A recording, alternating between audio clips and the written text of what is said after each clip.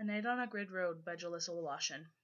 What is a grid road to you? To me, it is a diary that holds stories. It is like a page of a diary, but on these grid roads, it is not shown to everyone. It is only seen by the person that holds the memory. This is just my opinion, for the world is full of many terms and many different types of slang that can be used to define a simple term, such as a grid road. There are many types of terms that can use slang to make the word mean something different. It can be called a dirt road or a gravel top road. It's a smaller version of a highway in the prairies. A grid road is a word many people relate to Canada, but more so Saskatchewan. For many people call it a gravel road, yet we seem to have our own word entirely. Grid road, a dirt road that has gravel top. It is named because the roads were developed in grid pattern. This is the story of the nation of Canada, and it helps shape who we are. This is more of the way that Saskatchewan is shaped based off the slang that is used in the province.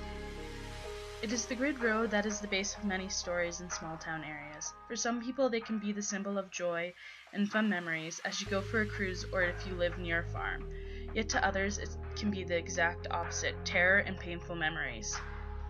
Just because we may use the same term to define a type of road in the same way in our mind does not mean that it shares the same memories. To many people, a grid road is not just a road, but a diary almost of memories from the past. It is something that can be used to define a person as well as the nation, such as Canada and Saskatchewan. A story a grid road holds for me is not one of cheerfulness. It holds memories for me I choose not to remember or I cannot remember on my own. To me, a grid road is a cold, bumpy, hard surface, which at impact causes a sharp pain. At night, it is terrifying, a place that can hold many different memories, but there is always one that is the sharpest to me. An autumn night, the year, the date, the month, are not in my head, but a story I left on the road. It was a dark, cold night when I woke up groggy and in pain near the edge of a grid road.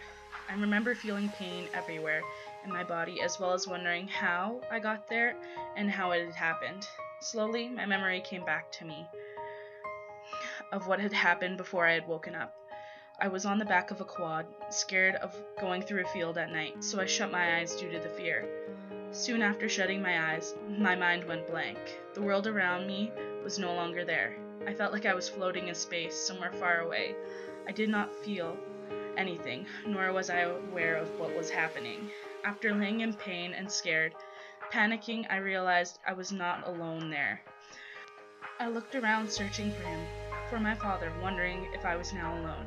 I felt like a little kid lost in a store, with no one there, in horror speculating what would happen next. I pulled myself up, fighting the pain, and looking for anyone else. I was hoping for the best, yet when I came around to find him, he was still. I was not able to control my overpowering emotion. I felt the tears burning down my face, and realized if there was any hope, I had to do something, anything. I checked for a heartbeat. I heard one, and knew that if anything else was wrong, I needed to find a way out of there, away from the grid road. I went over to the quad and tried to start it, as well as move the handlebars around the right way. As I was doing this, my dad had got up and walked around to only fall over again. He was not dead, even though he was no help. It was not starting, and I was starting to lose my nerve again. However, then I saw hope. A set of headlights heading towards me. I was grateful I was no longer alone, and it did not matter who was there to help me. We got back home, and everyone was safe. There was only many bruises and scars left from that night on the grid road.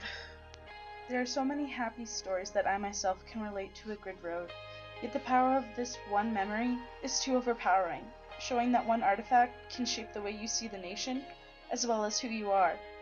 That night made me identify myself as a stronger person than I ever thought I was. I knew I was able to turn from caring about myself to making myself hide the pain to help those who needed it more than myself. I identify myself as a fighter, and someone that can put my own pain away to deal with others.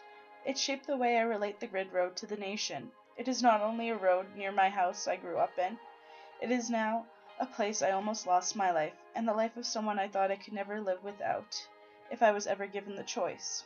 Yet, life moves on, and just like a diary, it holds many good stories, and bad stories just the same. What is a grid road to you? How does it shape how you see the nation as a whole and how you identify yourself? To me, it is a diary that holds stories and memories only left for those who made them. The nation view on it is that a grid road is a gravel-top road in Saskatchewan, or a road that leads to a small farmyard. It made me identify myself as a tougher person that can put on a strong face when needed. There are many different terms around a grid road, and they give off many different types of sense of meaning for each person. What does your grid road diary say about you?